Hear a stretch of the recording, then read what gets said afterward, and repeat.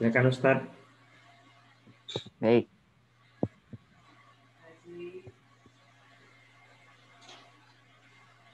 Bismillahirrahmanirrahim. Assalamualaikum warahmatullahi wabarakatuh. Waalaikumsalam warahmatullahi wabarakatuh. Alhamdulillah. Alhamdulillahilladzi bini'matihi tatimmus shalihat. Alhamdulillahi hamdan katsiran tayyiban mubarakan fih. Nahmaduhu subhanahu wa nashkuruhu wa min kulli dhanbin nastaghfiruh.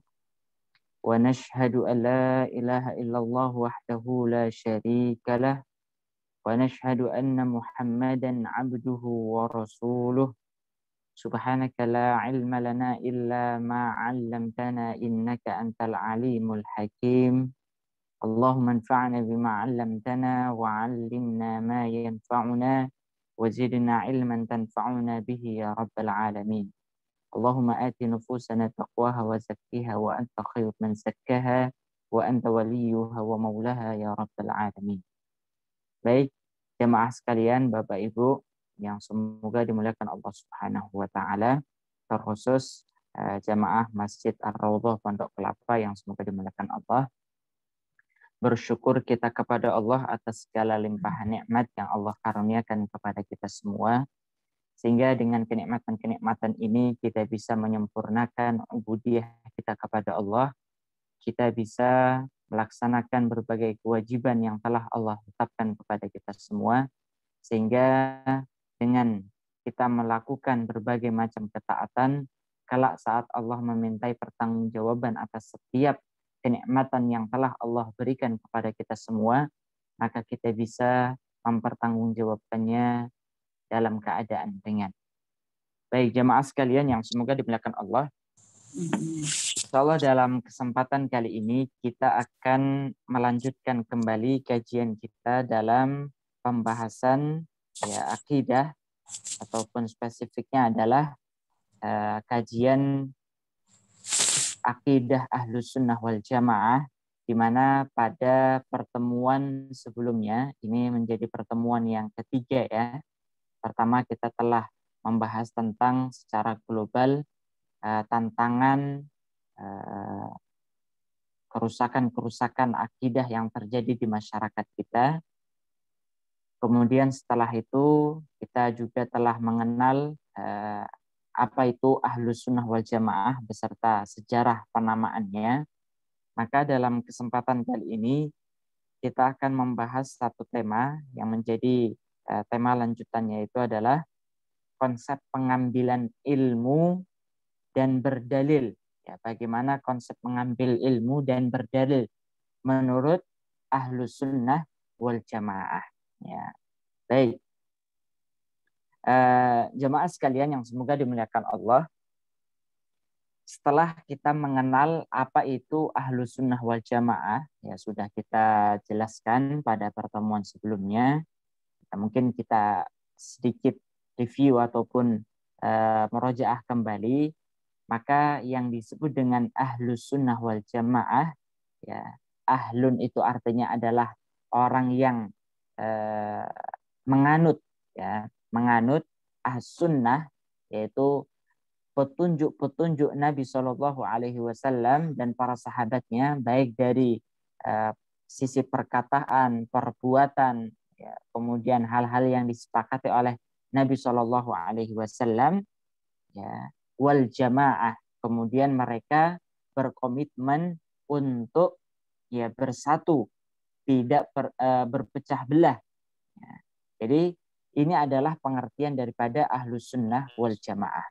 Mereka yang komitmen, mereka yang menganut terhadap sunnah-sunnah Rasulullah Shallallahu Alaihi Wasallam, dan mereka berkomitmen untuk memegang kebenaran tersebut, bersatu dan tidak berpecah belah.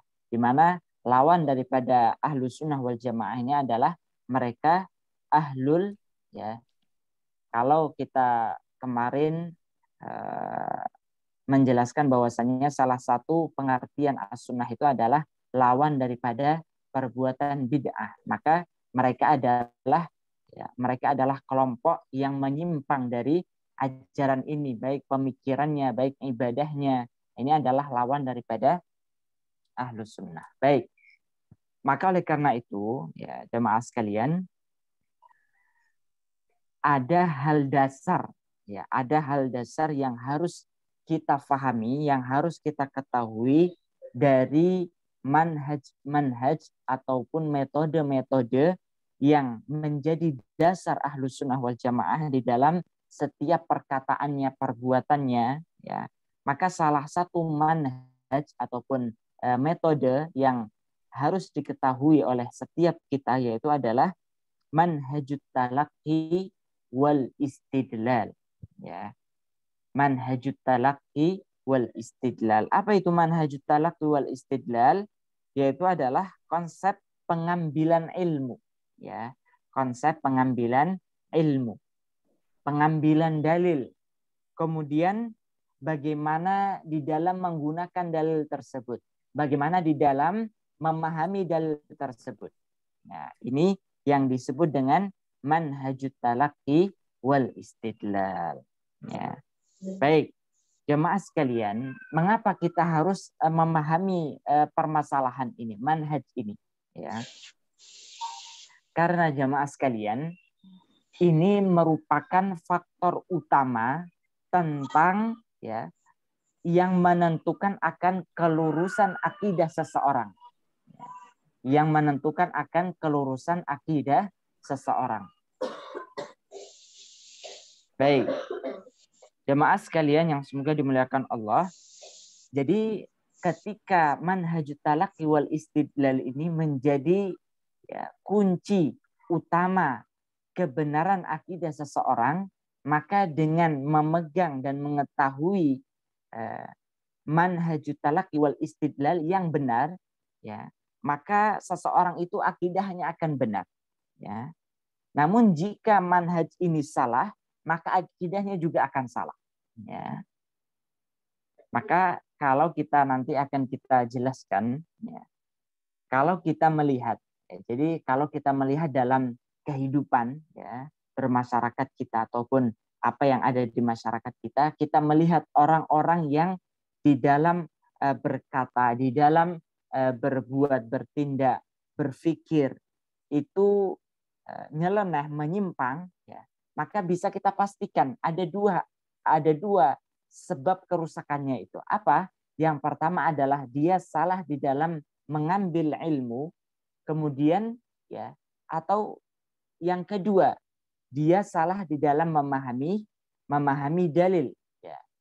Dia salah di dalam mengambil dalil, kalau tidak sebab yang kedua yaitu salah di dalam memahami dalil. Ya. Jadi sebabnya hanya dua itu saja. Jadi kalau kita melihat kelompok-kelompok yang menyimpang, kelompok-kelompok yang ekstrim ataupun berlebih-lebihan ataupun meremehkan, maka sebabnya itu hanya dua saja. Pintunya dari masalah ini, ya, dia salah di dalam mengambil dalil, ya, mengambil ilmu, dan atau sebab yang kedua salah di dalam memahami dalil. Ya. Maka kalau kita melihat ya secara umum manusia itu di dalam mengambil ilmu dan memahami dalil itu manusia akan terbagi menjadi 5 kelompok. Ya, jamaah sekalian.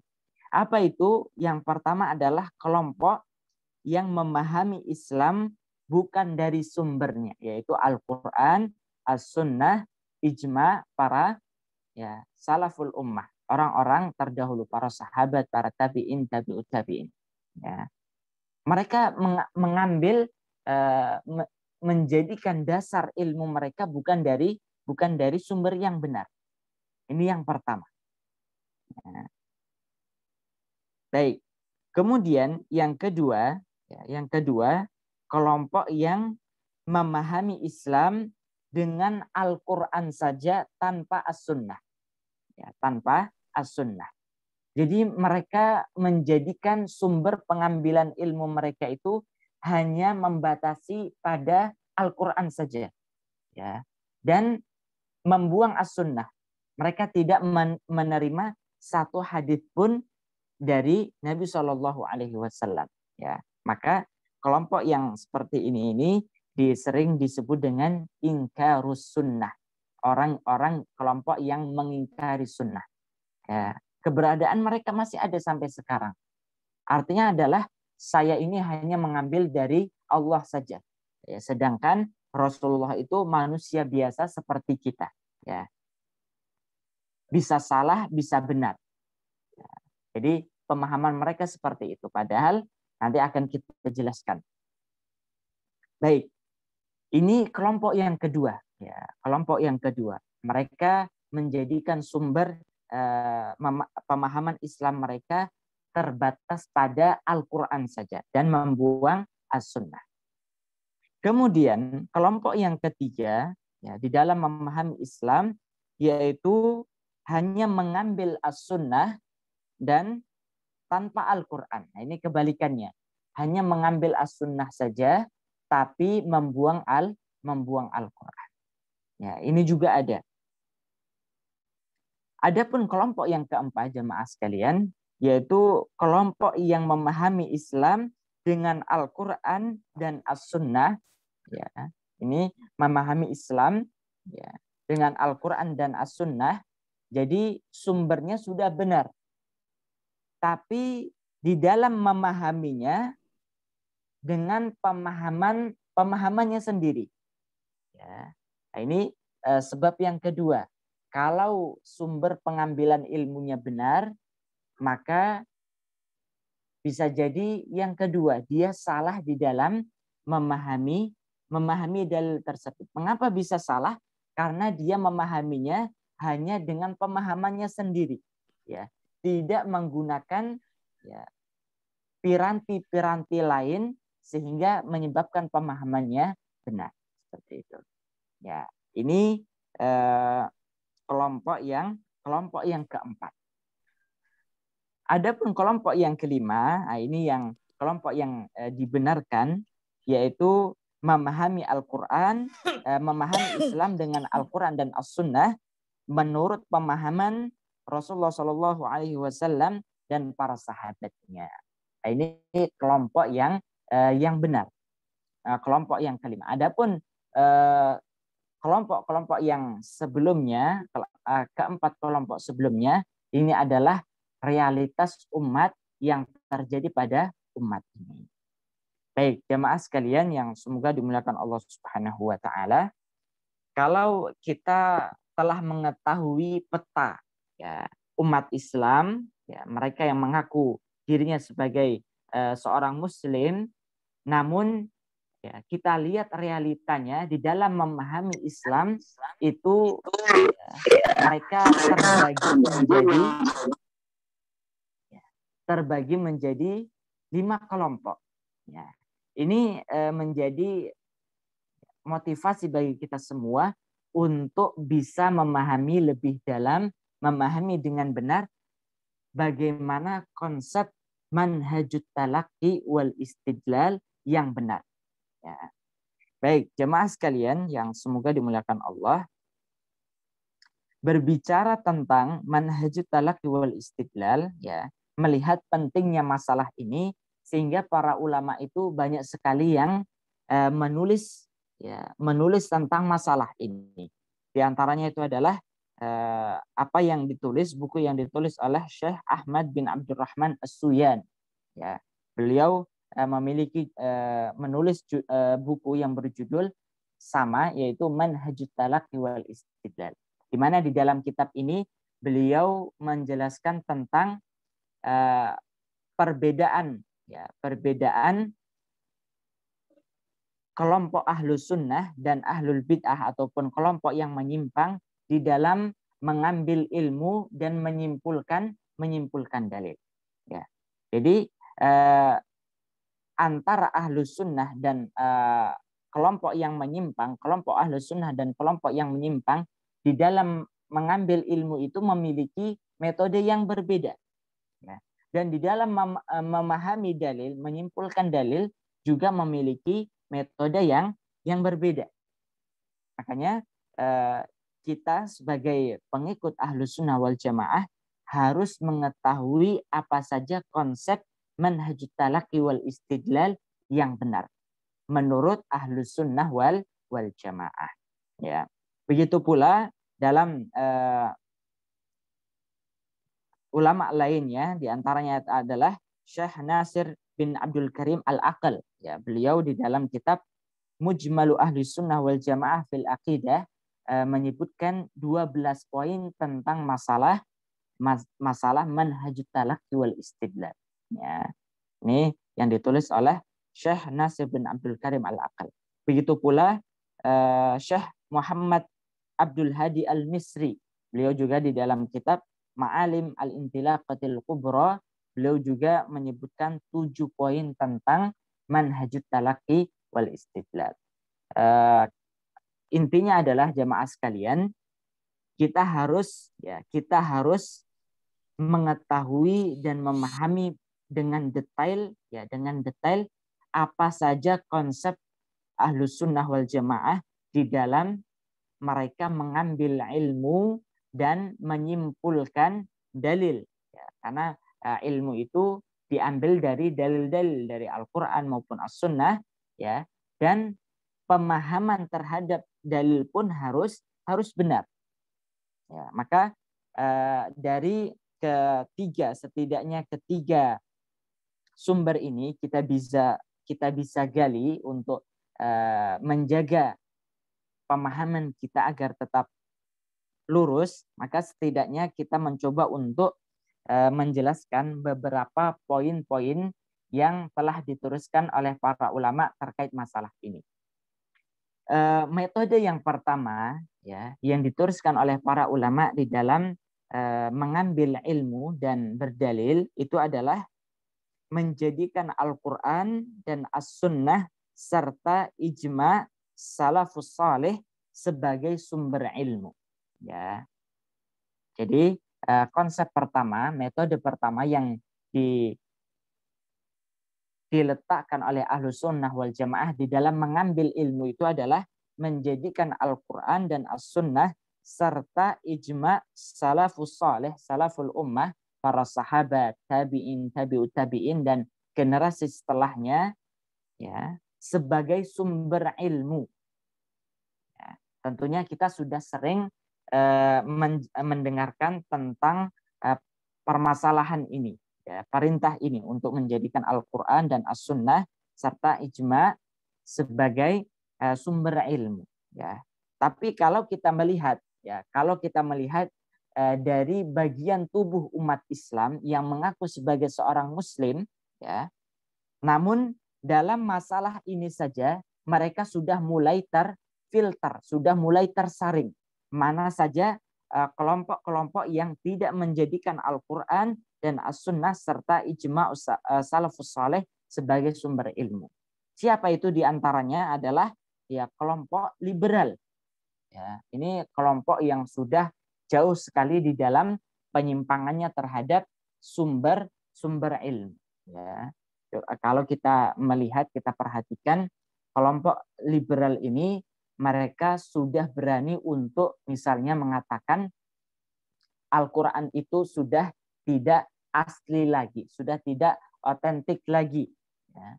Dikarenakan apa? Dikarenakan ini sudah kemungkinan besar terdapat misalnya pemalsuan, ya. Misalnya mereka menggunakan sejarah mulai dari sejarah pembukuan Al-Quran, ya. Mereka mengatakan bahwasanya sahabat Utsman bin Affan telah memiliki kepentingan politik di dalam pembukuan Al-Quran ini, sehingga mereka beranggapan bahwasannya apa-apa yang dalam Al-Quran itu sudah tidak asli lagi. Ya, sehingga mereka meragukan terhadap ya, keaslian Al-Quran itu. Ya, ini kelompok-kelompok liberal dan semisalnya. Ya. Kemudian begitu pula ya, yang sudah tersaring dengan konsep yang pertama ini adalah kelompok yang sudah kita sebutkan tadi, yaitu ingkarus sunnah. Ya. Mereka yang mengingkari as-sunnah, tidak menjadikan sunnah Nabi Shallallahu Alaihi Wasallam itu sebagai sumber ilmu. Ya. Ini tentunya masih ada sampai sekarang. Bahkan ada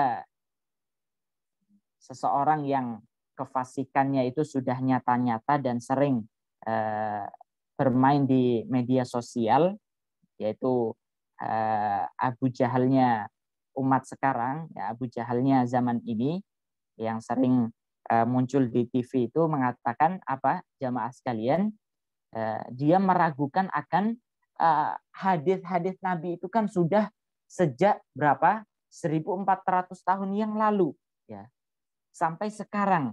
Maka bagaimana kita bisa memastikan akan kebenarannya? Ini salah satu statement yang diucapkan oleh orang munafik itu.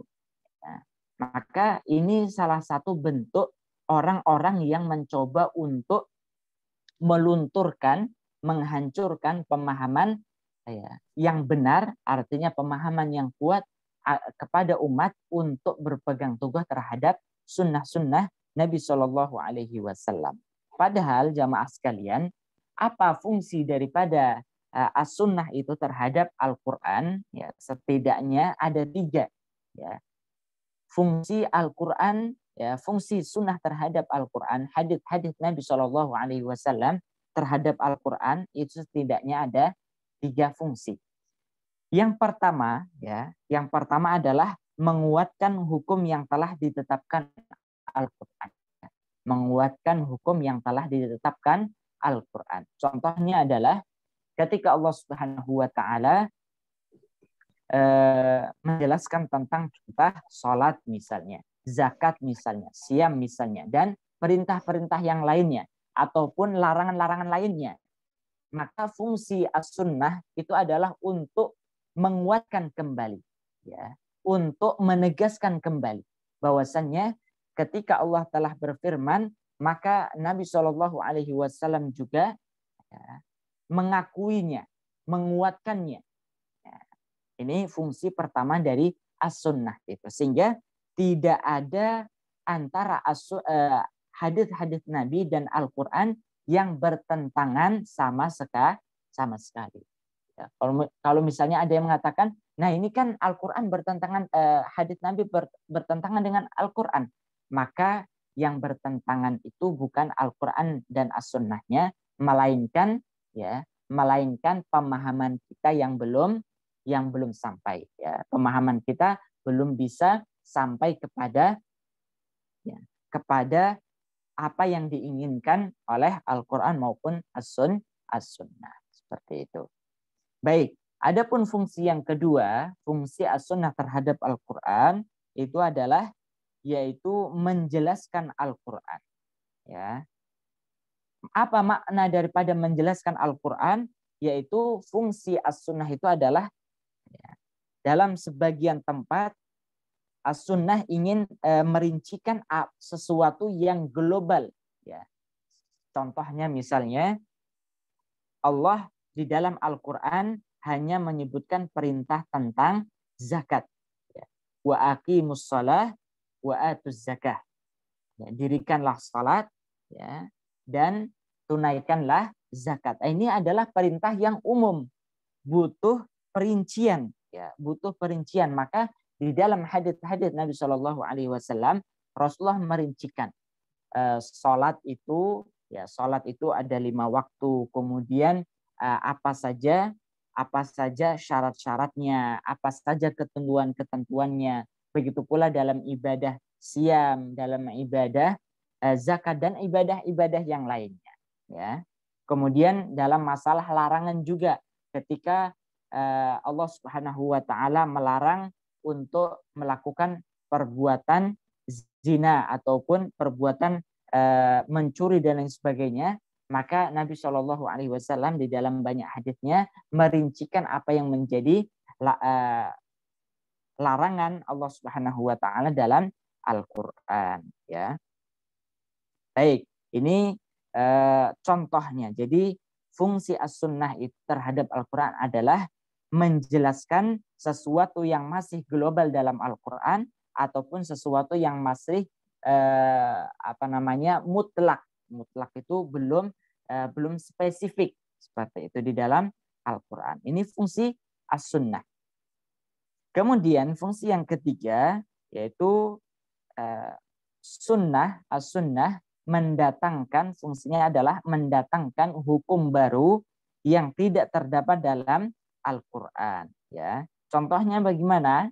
Contohnya itu adalah tentang masalah makanan-makanan yang halal maupun yang haram. Ya, apa saja makanan-makanan yang diharamkan oleh syariat terkadang di dalam Al-Quran tidak disebutkan, namun di dalam hadis-hadis Nabi itu disebutkan. Ya, makanya kalau misalnya ada orang yang mengatakan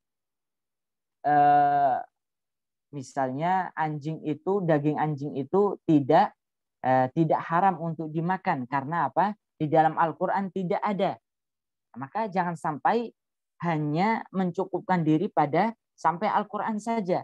Ya, kita lihat hadis-hadis Nabi Shallallahu Alaihi Wasallam, maka akan kita dapatkan bahwasannya daging anjing itu dilarang untuk dimakan. Nah, ini 3 fungsi as-sunnah, ya, as-sunnah terhadap Al-Quran, sehingga tidak bisa dipisahkan.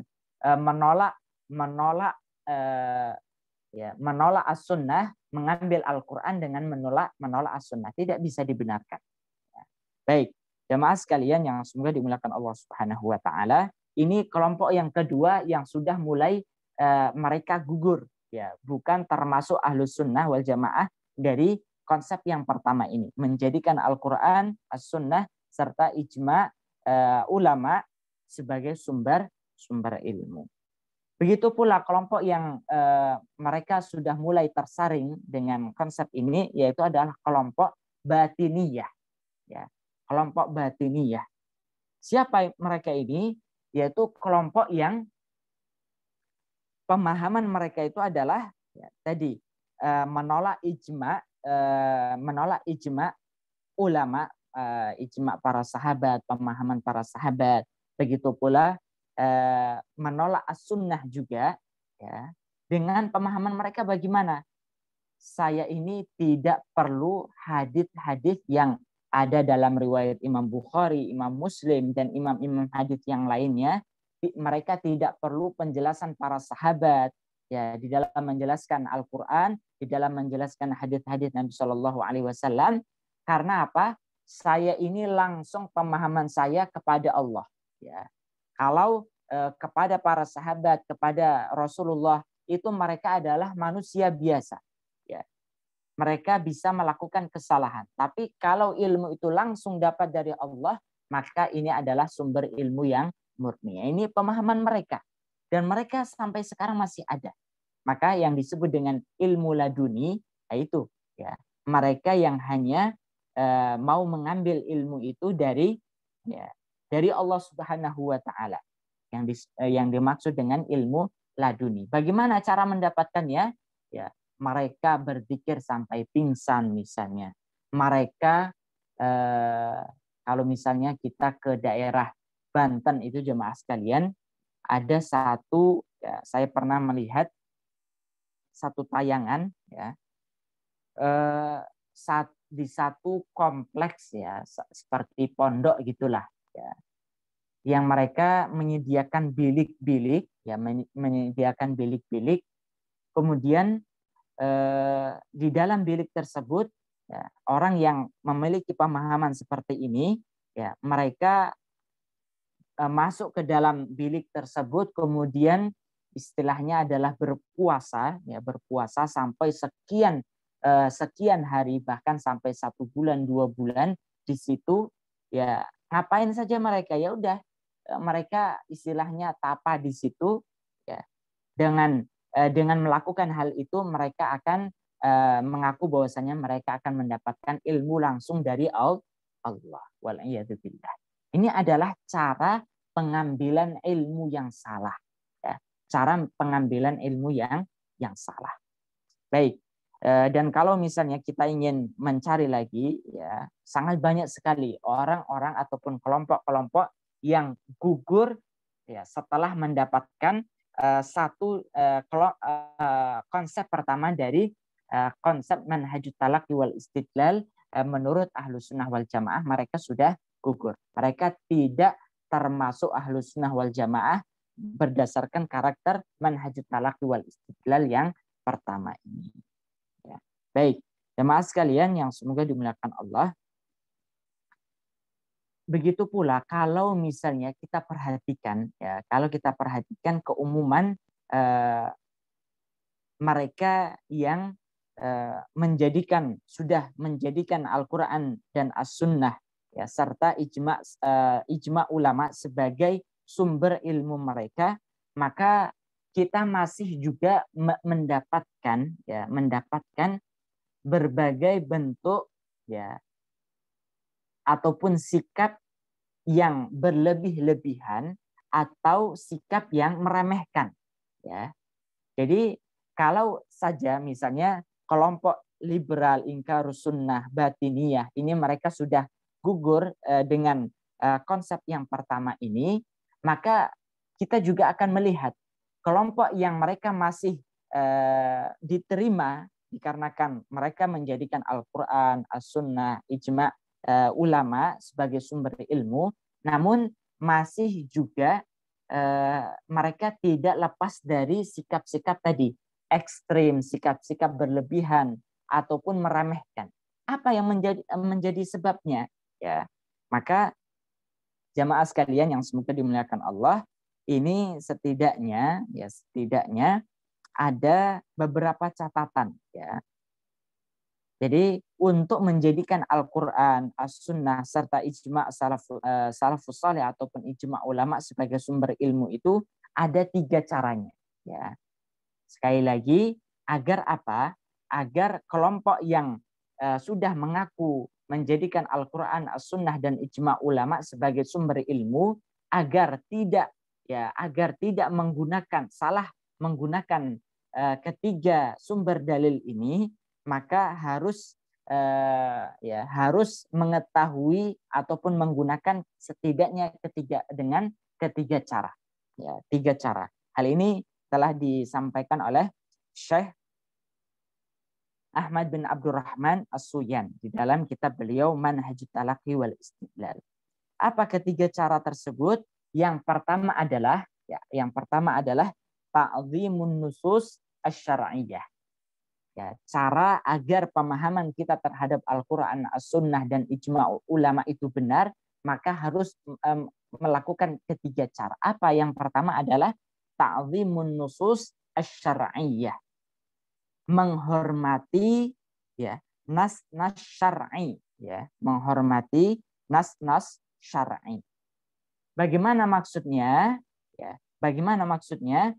Yaitu adalah jamaah sekalian yang semoga dimuliakan Allah, kita jelaskan dengan ringan makna daripada menghormati nas-nas syar'i itu adalah dengan melakukan apa yang telah diperintahkan Allah Subhanahu wa taala dalam Al-Qur'an, kemudian apa yang disabdakan oleh Nabi Shallallahu alaihi wasallam, komitmen terhadap hadis-hadis Nabi Shallallahu alaihi wasallam tentunya yang sahih. Nah, ini ta'zimun nusus. Kita menghormati nas-nas ataupun dalil-dalil syar'i ya. Kemudian cara yang kedua, jemaah sekalian, cara yang kedua yaitu adalah i'timad ala ahadits as-sahihah, yaitu bersandar pada hadis-hadis yang sahih. Ya, ini cara yang kedua. Saya menggunakan dalil as-sunnah, saya menggunakan dalil hadis Nabi Shallallahu alaihi wasallam. Ya.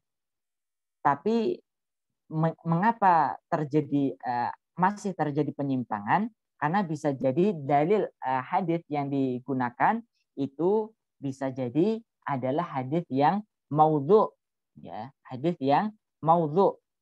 Apa hadis yang maudhu itu? Yaitu hadis yang palsu. Ya. dia mengambil hadis tapi hadisnya palsu, ya. Ataupun hadis-hadis yang ya, yang dhaif, ya. Dengan berdalil misalnya kan sebagian para ulama itu membolehkan hadis yang dhaif seperti itu. Maka perlu untuk kita jelaskan jamaah sekalian, mengambil hadis yang dhaif ini memiliki syarat-syarat yang sangat ketat, ya. Memiliki syarat-syarat yang sangat ketat. Salah satunya apa? Salah satunya adalah yang pertama, hanya boleh digunakan untuk ya untuk masalah terkait dengan keutamaan amal saja. Ya. Misalnya beramal untuk masalah ini, ya. Hanya untuk masalah fadhailul a'mal saja, bukan dalam masalah ibadah ataupun akidah, ya. Kemudian begitu pula syarat mengamalkan hadis dhaif ini juga adalah hendaknya hadis dhaif itu berada di bawah, ya, menjadi turunan dari hadis-hadis yang sahih. Jadi sifatnya itu adalah pengikut saja, bukan menjadi sumber utamanya. Ya. Baik. Kemudian dan masih banyak lagi syarat-syarat yang sangat ketat sekali untuk menjadikan hadis dhaif itu sebagai sumber ilmu. Ya. Artinya adalah di dalam menjadikan Al-Quran, As-Sunnah, serta ijma ulama sebagai sumber ilmu, maka cara yang kedua yang harus kita perhatikan itu adalah menjadikan yaitu bersandar kepada hadis-hadis yang sahih saja. Bukan hanya sekedar hadis, namun harus kita pastikan hadis tersebut adalah hadis yang sahih. Maka para ulama menyampaikan, jangan sekali-kali kalian melihat kepada matan hadisnya, tapi lihatlah kepada sanadnya. Ya. Kalau misalnya sanadnya sahih, maka bisa kita ambil. Namun meskipun matannya itu adalah misalnya isi dari hadis tersebut apa, ya, meskipun isinya itu tampaknya baik, bagus, tapi kalau sanad ataupun jalur periwayatannya itu tidak sahih, maka tidak bisa kita ambil seperti itu, ya. Dan contoh dalam masalah ini sangat banyak sekali, ya. Contoh dalam masalah ini sangat banyak sekali. Kalau kita misalnya perhatikan dalam masalah misalnya pemahaman orang yang meyakini bahwasannya di tahun nanti di hadis yang sering beredar, yaitu adalah hadis tentang hari kiamat, ya, hari kiamat ataupun datangnya dukhon terjadi di pertengahan bulan Ramadan misalnya, ya. Kemudian ketika sebelum bulan Ramadan tersebut terjadi kekeringan, maka dengan ini adalah hadis yang dinilai oleh para ulama menjadi hadis maudhu, ya. Statusnya adalah hadis maudhu, palsu, ya. Tapi masih ada orang yang mengambil hadis ini kemudian dijadikan sebagai dalil sehingga mereka beramal dengan hadis ini, ya, menyampaikannya kepada orang lain, menjadikannya sebagai tindakan untuk melakukan satu dan lain hal dan sebagainya. Ini adalah sebagai bentuk kesalahan di dalam mengambil dalil. Ya. Baik, jemaah sekalian yang semoga dimuliakan Allah. Kemudian selanjutnya adalah cara yang ketiga agar kita selamat ataupun benar di dalam menjadikan Al-Quran, Sunnah, serta ijma ulama sebagai sumber ilmu, maka kita harus, cara yang ketiga yang harus kita lakukan itu adalah sihhatu fahmin nusus. Harus kita pastikan bahwasannya kita benar di dalam memahami nas-nas ataupun dalil-dalil yang ada. Benar di dalam memahami ayat-ayat Al-Quran. Benar di dalam memahami hadis-hadis Nabi Shallallahu Alaihi Wasallam. Jangan sampai pemahaman tersebut kita ambil dari pemahaman kita sendiri, sedangkan kita tidak punya alat untuk memahami dalil-dalil ini. Ini bisa menyebabkan penyimpangan, kesalahan di dalam menyimpulkan dalil. Maka oleh karena itu, bagaimana cara agar pemahaman kita terhadap dalil-dalil ini benar? Ya, maka bisa kita lakukan dengan harus kita memiliki istilahnya 4 alat ataupun 4 tools. Ya, ada tools yang bisa kita harus kita miliki.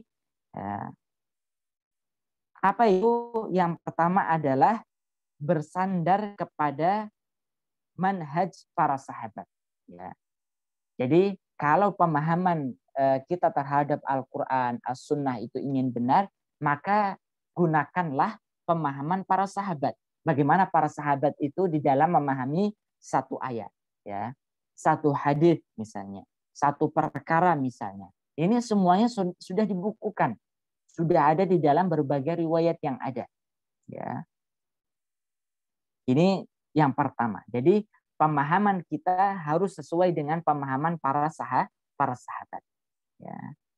Karena mengapa kita harus menyesuaikan pemahaman kita dengan pemahaman para sahabat? Ya, karena para sahabatlah ya, generasi ataupun orang yang langsung belajar kepada Rasulullah Shallallahu Alaihi Wasallam tanpa perantara, Maka ini sebagai sumber ilmu, kalau kita ibaratkan sebagai sumber air, maka para sahabat itu adalah mereka yang berada di sekitar mata air itu.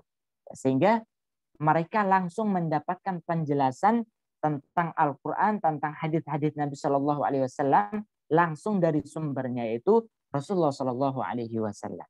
Ya, maka jangan sekali-kali kita menyelisihi pendapat para sahabat di dalam masalah-masalah agama.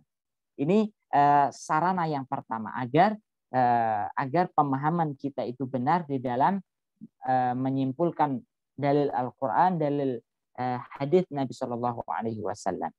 Kemudian yang kedua yaitu memahami bahasa Arab. Ya, memahami bahasa Arab. Ya. Bahasa Arab enggak ngerti, ya. Huwa humahum enggak paham, gitu ya. Kalau kata orang, ya, kata anak pondok, huwa humahum saja enggak paham, ya. Kemudian mengikrab saja enggak paham. Ya.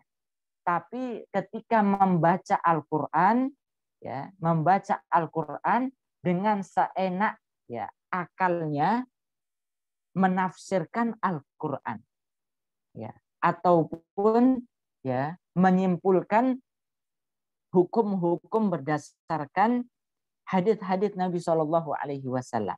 Ini sangat berbahaya sekali, ya. Maka salah satu sarana kita di dalam memahami dalil-dalil Al-Quran itu adalah dengan memiliki kapasitas, ya, kemampuan untuk faham terhadap bahasa Arab. Banyak sekali yang salah di dalam masalah ini. Tidak paham bahasa Al-Quran, kemudian seenaknya dengan serampangan menyimpulkan ayat-ayat Al-Quran. Nanti ada satu contoh yang sangat baik untuk kita pahami bersama. Kemudian cara yang ketiga, ya, agar pemahaman kita itu benar terhadap Al-Quran maupun Sunnah, yaitu menyimpulkan nas-nas yang ada dalam satu masalah. Ya. Jam'un nusus al-waridah fil masalah. Ini sangat penting sekali jamaah sekalian. Ada sebagian kelompok yang mereka secara slogan itu dengan penuh percaya diri mengatakan kami adalah pengikut Al-Quran dan As-Sunnah. Pedoman kita adalah Al-Quran dan As-Sunnah. Ya. Namun kita dapatkan dalam menyimpulkan satu masalah, mereka cenderung untuk berlebih-lebihan, bersikap hulu, bersikap ekstrim. Ya.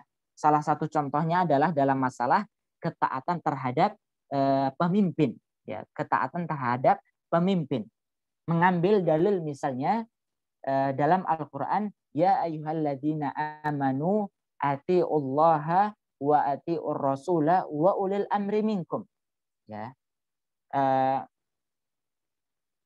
Wahai orang-orang beriman, taatilah Allah Subhanahu wa taala dan rasulnya dan pemimpin di antara kalian. Ya.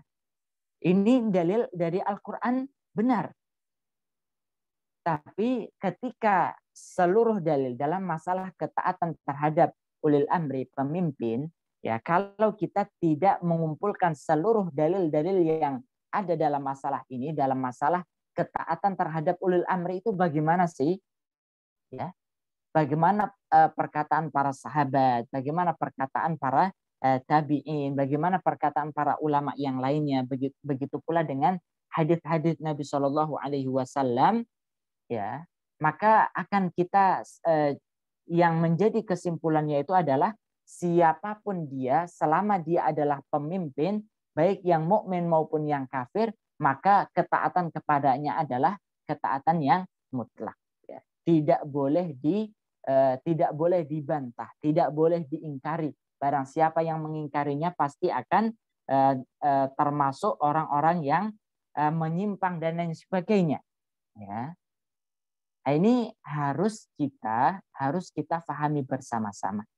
Untuk menentukan satu masalah, jangan hanya berpatokan pada satu dalil saja. Dalil Al-Quran maupun satu dalil dari hadis Nabi Shallallahu Alaihi Wasallam. Caranya bagaimana? Harus kita kumpulkan seluruh dalil-dalil yang terkait, barulah setelah itu kita simpulkan. Ya. Contohnya sangat banyak sekali ini. Dan ini yang menjadi problem yang tidak habis-habis dari umat Islam. Ya. Dan sama-sama mengaku ahlus sunnah wal jamaah, sama-sama mengaku berpedoman terhadap Al-Quran dan As-Sunnah. Ya. Tapi karena masalah ini, ya, dalam masalah sihatul fahmin nusus, pemahaman yang benar terhadap nas, yang ditinggalkan itu adalah apa? Tidak mengumpulkan dalil-dalil yang terkait dalam satu masalah sehingga menghasilkan kesimpulan yang parsial. Ya. Contohnya dalam masalah ibadah misalnya, dalam masalah yang klasik misalnya, kunut subuh misalnya, ataupun ihda'us thawab lil mayyit, ya, menghadiahkan pahala bagi mayit misalnya, ataupun masalah-masalah yang lainnya. Ini mengapa sering terjadi perselisihan, sering terjadi sikap-sikap hulu, ya, menyimpang, misalnya vonis-vonis bid'ah misalnya, ya. Kalau tidak ini dalilnya, dalil Al-Quran ini, dalil hadis ini, ya, dalil Nabi ini. Kalau tidak menerima tentang hal ini, maka dia kalau termasuk orang yang menyimpang. Nah, padahal dia belum mengumpulkan seluruh dalil-dalil yang terkait dalam suatu masalah. Ya, maka ini yang harus bersama-sama kita pahami. Ya. Kemudian cara yang keempat agar pemahaman kita terhadap dalil itu benar adalah mengetahui maqasidus syar'iyyah. Tujuan turunnya suatu syariat. Ini memang pembahasan tingkat lanjutan, namun setidaknya kita mengetahui dasarnya, yaitu mengetahui maqasid syar'iyyah.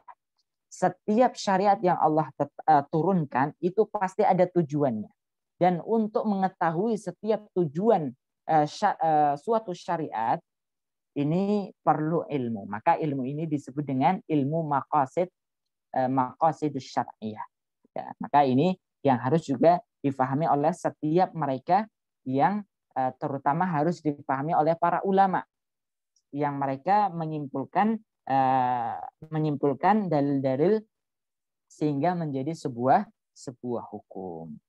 Baik jamaah sekalian yang semoga dimuliakan Allah, inilah 4 cara agar pemahaman kita terhadap terhadap Al-Quran, terhadap hadis-hadis Nabi Shallallahu Alaihi Wasallam, serta ijma'us salaf, ijma'ul ulama itu bisa benar. Sekali lagi kita ingin simpulkan, teman sekalian, sumber baik buruknya akidah seseorang itu ya ditentukan dengan pintu ini. Pintu manhajut talaqi wal istidlal. Bagaimana dia mengambil ilmu, bagaimana dia mengambil dalil. Karena sumber ilmu itu adalah dalil-dalil. Dalil Al-Quran, dalil hadis Nabi Shallallahu Alaihi Wasallam, dan dalil ijma. Ya, dan para ulama juga menambahkan yaitu kias. Ya, kias itu adalah analogi. Karena sebagian besar dalam masalah ibadah terutama itu dalilnya adalah dalil kias.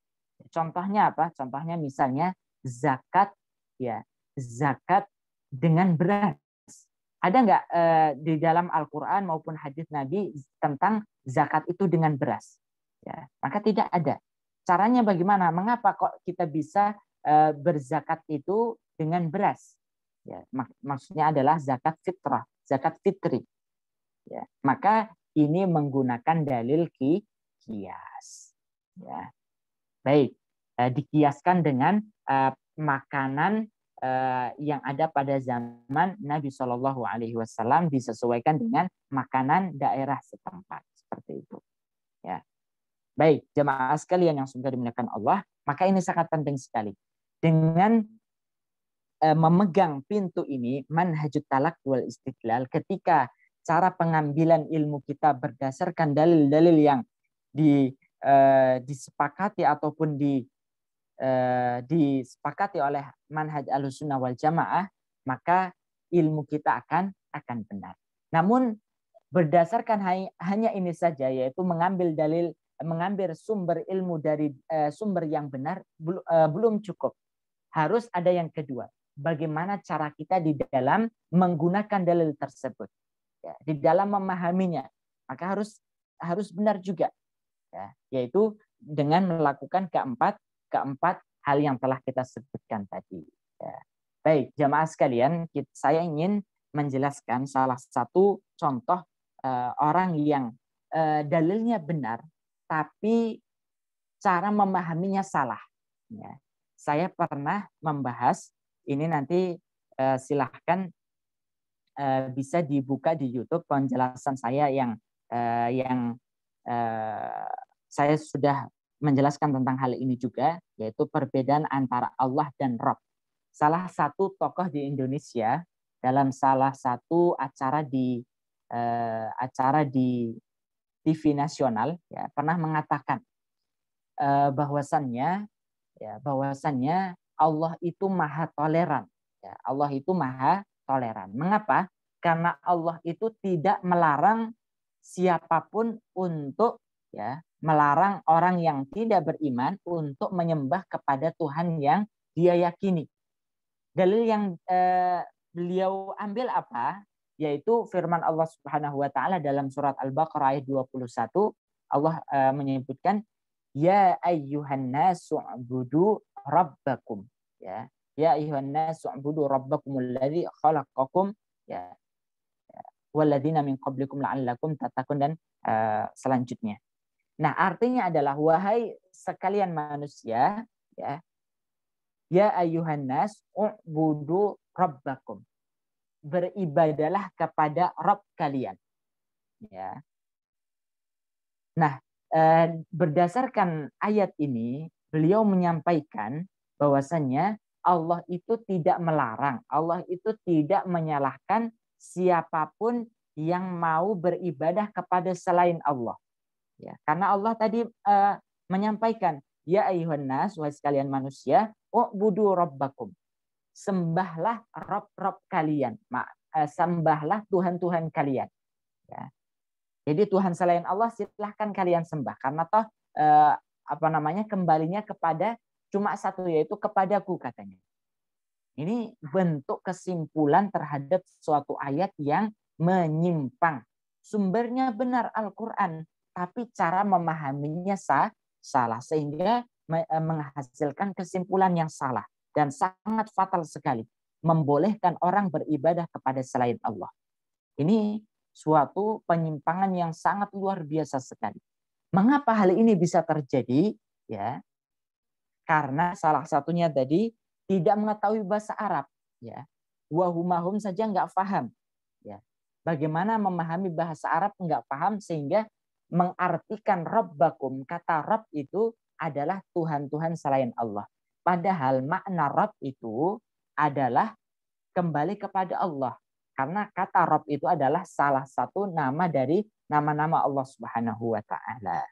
Ya, ini salah satu contoh ya, yaitu tidak bersandar kepada manhaj salaf ya, manhaj para sahabat. Para sahabat di dalam ayat ini surat Al-Baqarah ayat 21 diantaranya adalah sahabat Abdullah ibnu Abbas. Beliau menafsirkan ayat ya ayyuhan nas u'budu rabbakum, maknanya adalah wahidu rabbakum. Ya. Yaitu jadikanlah Allah yang menjadi Rabb kalian itu sebagai satu-satunya sesembahan. Nah, ini kalau kita bersandar kepada manhaj para sahabat ya. Kemudian kita juga harus mengumpulkan seluruh nas-nas yang terkait dengan suatu masalah. Nah, ini salah satu contoh jamaah sekalian yang ada di masyarakat kita, dan tentunya contoh-contoh dalam masalah ini sangat banyak sekali. Sehingga kalau kita simpulkan, kalau kita mendapati orang kelompok-kelompok yang menyimpang, maka bisa kita pastikan kalau bukan dia mengambil ilmu dari sumber yang salah, bukan dari Al-Quran, As-Sunnah, maupun ijma' ulama, maka sebab yang kedua, dia di dalam memahami Al-Quran, dia mengaku, saya Ahlus Sunnah, saya berpedoman terhadap Al-Quran dan As-Sunnah dan ijma' ulama. Ya, mungkin bisa jadi sebab yang kedua, di dalam memahaminya salah. Seperti itu. Maka dengan ini kita harus bisa memahami terhadap manhaj ini dengan pemahaman yang baik. Baik, jamaah sekalian yang semoga dimuliakan Allah, mungkin hanya ini saja yang dapat kami sampaikan. Selanjutnya bagi para jamaah sekalian yang ingin bertanya, maka kami persilahkan. Wallahu a'lam. Assalamualaikum Pak Ustadz. Waalaikumsalam warahmatullahi. Ya, silahkan Pak. Ya, ingin bertanya. Ya. Tadi disampaikan bahwa untuk hadis-hadis yang dhaif itu kalau mau dipakai acuan kita harus ada beberapa kriteria yang ketat ya Ustadz ya. Ya, betul. Untuk menggunakan hadis yang dhaif sebagai acuan. Tapi saya pernah baca di satu artikel bahwa selain hadisnya sendiri itu untuk memahami satu atau menggunakan satu dalil sebagai acuan juga kita harus lihat siapa ya perawinya atau periwayatnya, karena misalkan hadis satu dalil diriwayatkan oleh si fulan misalkan. Nah, kita harus lihat riwayatnya si fulan ini gimana. Ada yang perawi katanya masa mudanya dia tuh pembohong. Nah, jadi mohon tabayunnya Pak Ustadz. Terima kasih. Assalamualaikum warahmatullahi wabarakatuh. Assalamualaikum warahmatullahi wabarakatuh. Baik, memang betul Pak. Jadi hadis dhaif itu ataupun hadis yang tertolak itu sebabnya ada dua, yaitu saqtun fil isnad dan ta'nun fil rawi, yaitu sanadnya terdapat masalah ya, dari segi sanadnya terdapat masalah, dan yang kedua yaitu kesalahan dalam yang meriwayatkan, seperti itu. Jadi sebab hadis itu dhaif itu karena dua masalah. Karena masalah periwayatannya yang salah, ya periwayatan yang salah, ataupun karena perawinya yang lemah. Contohnya tadi seperti kalau periwayatannya yang salah ataupun terdapat masalah, contohnya misalnya si fulan misalnya generasi generasi 100 tahun setelah Rasulullah. Tiba-tiba dia berkata, ya tiba-tiba dia berkata, qala Rasulullah Shallallahu Alaihi Wasallam titik-titik misalnya. Nah, ini dia telah ya dari siapa dia mengambil hadis tersebut. Tiba-tiba dia tidak pernah bertemu dengan Rasulullah, tahu-tahu langsung qala Rasulullah misalnya. Ini dari segi sanadnya yang jatuh. Ada pun sebab yang kedua, sebab dari kedhaifan suatu hadis itu karena perawinya, ya sanadnya bersambung, ya dari si fulan dari Rasulullah, kemudian ke sahabat, kemudian ke tabiin, tabiut tabiin, tapi salah satu perawi yang meriwayatkan ini misalnya dia suka berbohong, ataupun dia sering melakukan kemaksiatan, ataupun dia hafalannya sering keliru, sering salah-salah misalnya. Ini sangat banyak sekali, ya, sangat banyak sekali. Jadi memang benar. Jadi terkadang suatu hadis itu yang dhaif itu bisa jadi karena permasalahan dalam masalah jalur periwayatannya, atau karena masalah orang yang meriwayatkan, seperti itu. Wallahu a'lam. Baik, seperti itu Pak ya, Pak Fedian.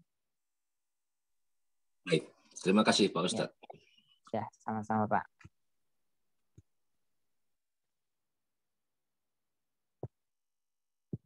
Yang lain silahkan. Kalau ada yang mau ditanyakan. Bagi yang ingin bertanya silakan meng-unmute.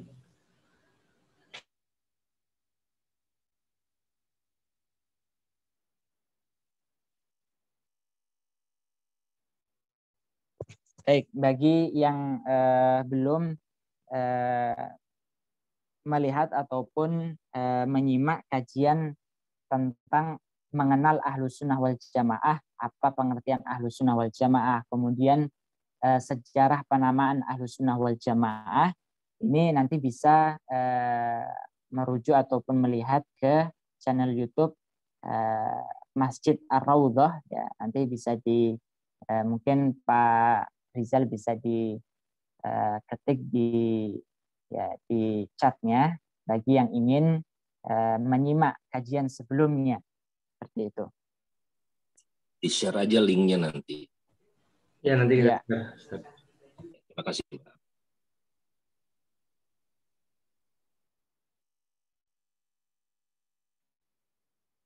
Baik. Cukup jemaah sekalian. Ya, sepertinya cukup Pak Rizal ya. Ya, Ustaz. Saya ingin simpulkan. Ya, baik jemaah sekalian yang semoga dimuliakan Allah.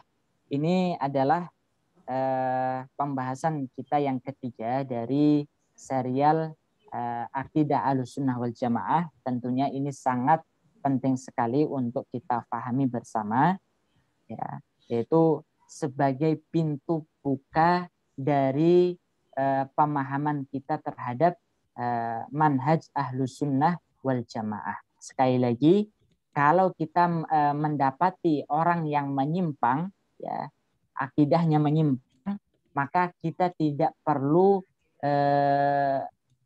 ragu-ragu ataupun tidak perlu capek-capek untuk mendeteksi apa yang menjadi penyebabnya. Karena penyebabnya itu hanya dua saja. Yang menjadi sumber ilmunya. Karena yang namanya pemahaman itu sumbernya adalah ilmu. Kalau sumbernya benar, ya, maka ya, dan cara dia memahaminya itu benar, maka akidahnya akan benar. Sebaliknya, kalau sumbernya salah, ya, saya menyimpulkan masalah ini berdasarkan mimpi saya. Ini banyak sekali orang yang menyimpang karena menjadikan mimpi itu sebagai sebuah dalil, suatu dalil. Padahal kalau kita mengkaji, melihat di dalam kitab-kitab para ulama, yang namanya mimpi itu bukan menjadi sumber ilmu, ya.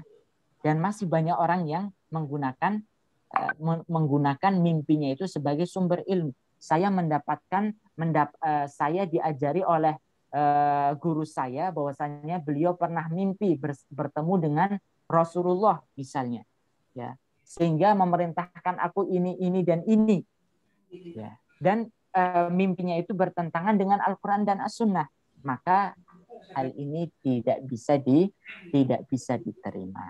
Ya, baik, jemaah sekalian yang semoga dimuliakan Allah, maka selanjutnya nanti kita akan meneruskan dari serial akidah Ahlussunnah wal Jamaah dari berbagai yang ada, yaitu bagaimana karakter Ahlussunnah wal Jamaah, kemudian bagaimana prinsip-prinsip yang dipegang oleh Ahlussunnah wal Jamaah, sehingga saat kita mengaku diri kita bagian daripada Ahlussunnah wal Jamaah, maka kita bukan hanya sekedar ucapan belaka, ya, namun betul-betul ada di dalam hati kita dan kita amalkan dalam setiap perkataan dan perbuatan kita, seperti itu.